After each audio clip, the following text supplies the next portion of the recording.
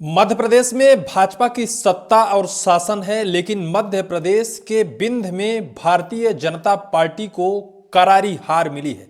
और इस करारी हार से बिंद के भारतीय जनता पार्टी के नेताओं के चेहरे पर सन्नाटा छा गया है। उस हालात में बिंद में बीजेपी की करारी हार हुई है, जब बीजेपी के बड़े दिग्गज नेता धुरंधर, यहां तक कि उप मुख्यमंत्री तक का सहारा उस चुनाव में हो, शासन से लेकर सत्ता तक चुनाव में पूरी ताकत झोंक दी गई हो।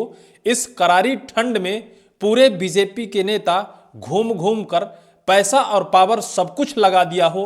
उस दशा में अगर बीजेपी को बिंद में करारी हार मिली हो तो निश्चित तौर पर यह छोटी हार नहीं कही जा सकती है। भले चाहे छोटी हार हो, लेकिन संदेश बड़ा माना जा रहा है। दरअसल मध्य प्रदेश में कुछ ऐसे नगर पंचायत चुनाव हैं जहां उपचुनाव हुए हैं, और इस उपचुनाव में कहीं ना कहीं बीजेपी और कांग्रेस ने अपनी पूरी की पूरी ताकत झोंक दी। लेकिन मध्य प्रदेश के बिंद की एक ऐसी नगर परिषद की सीट है जहां बीजेपी और कांग्रेस की करारी टक्कर थी, और इस टक्कर में बीजेपी दम भर रही थी कि हार किसी भी एंगल से हो ही नहीं सकता है, क्योंकि चुनाव प्रचार के लिए पूरी की पूरी ताकत झोंक दी गई थी। मध्य प्रदेश का बिंद अगर देखा जाए तो बिंद से मध्य प्रदेश के डिप्टी सीएम राजेंद्र शुक्ल जी हैं, और राजेंद्र शुक्ल बिंद के मुख्यमंत्री ही माने जाते हैं। अगर वो उप मुख्यमंत्री हैं बिंद में, कहीं कोई बात, कहीं कोई चुनाव या फिर कुछ होता है तो राजेंद्र शुक्ल जी का ही कहीं ना कहीं श्रेय होता है, या फिर उन्हीं का नाम आगे निकल कर आता है। जो चुनाव था, जिस चुनाव में बीजेपी को करारी हार हुई है, इसमें भी राजेंद्र शुक्ल जी की पूरी ताकत झोंकी गई थी। लेकिन इसके बावजूद बीजेपी की करारी हार हुई, जो कहीं ना कहीं बिंद की करारी हार नहीं, एक बड़ा संदेश माना जा रहा है। दरअसल मध्य प्रदेश का सिमरिया विधानसभा क्षेत्र का सिमरिया नगर परिषद, जहां के पहले भारतीय जनता पार्टी की नगर परिषद अध्यक्ष रानी विश्वकर्मा, जिनका निधन हो गया, निधन के बाद वहां उपचुनाव हुए। महज 1.5 साल का वक्त और बचा इस कार्यकाल को, और इसके लिए उपचुनाव कराए गए।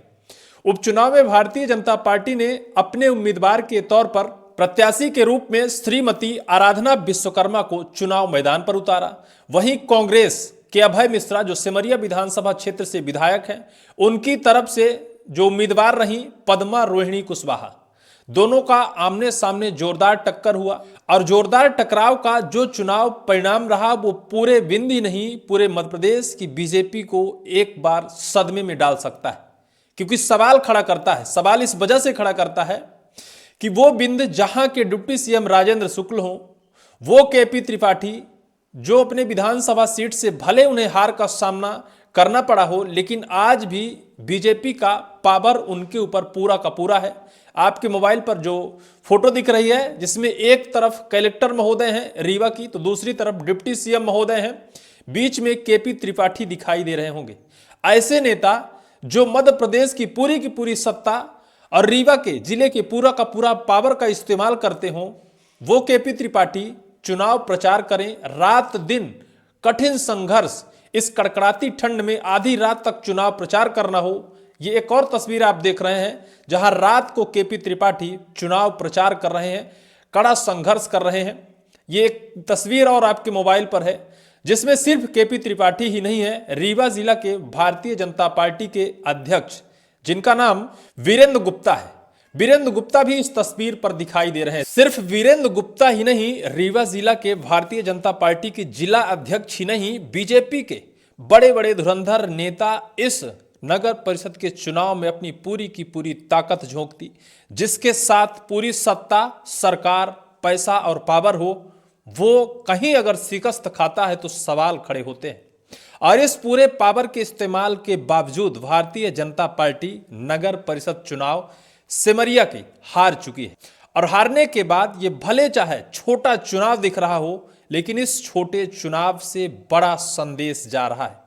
इस जीत के बाद सिमरिया विधानसभा क्षेत्र के कांग्रेस के विधायक अभय मिश्रा ने अपने सोशल साइट पर एक पोस्ट लिखा है। उस पोस्ट को समझिए, फिर थोड़ा सा आगे हम बात करते हैं।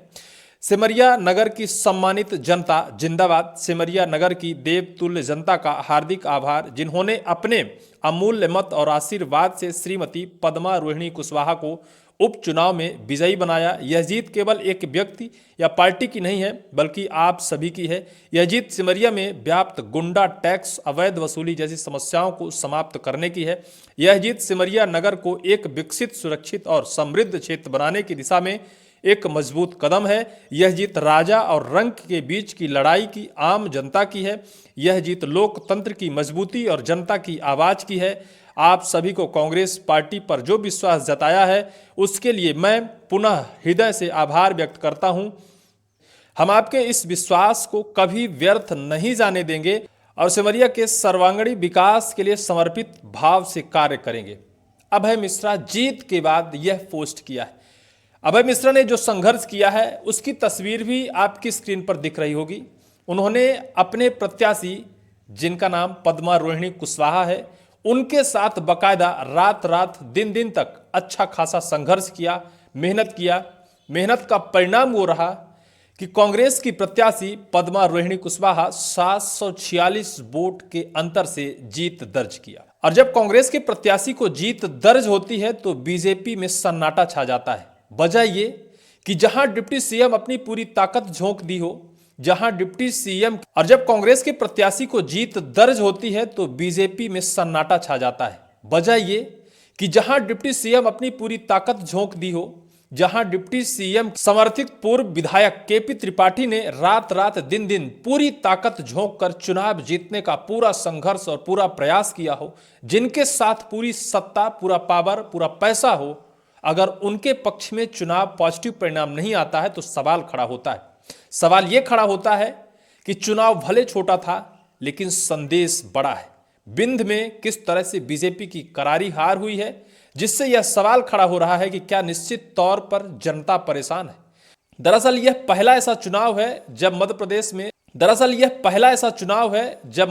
में चुनावी प्रक्रिया में डायरेक्ट अध्यक्ष पद का चयन हुआ है, जिससे जनता ने डायरेक्ट अध्यक्ष, नगर परिषद अध्यक्ष का चयन किया है। और इस डायरेक्ट अध्यक्ष पद के चयन में जनता ने डायरेक्ट अध्यक्ष का चयन किया और जिसमें कांग्रेस की प्रत्याशी पद्मा रोहिणी कुशवाहा विजयी हुई, जिसके बाद निश्चित तौर पर पूरे बिंद में यह सवाल अब खड़ा हो रहा है। सवाल यह है कि सत्ता बीजेपी की है, सरकार बीजेपी की है, प्रशासन बीजेपी की है, लेकिन अगर कांग्रेस का कोई उम्मीदवार जीत हासिल करता है तो क्या जनता प्रभावित है, क्या जनता पीड़ित है, क्या जनता परेशान है? सत्ता और सरकार से उसका काम नहीं हो रहा है, या फिर जो सत्ता है उससे उसके पूरे काम ना होते हुए जनता परेशानी में अब दल बदल रही है? इस पूरी वीडियो को लेकर आपकी क्या राय होगी, कमेंट सेक्शन पर कमेंट आप जरूर करिएगा।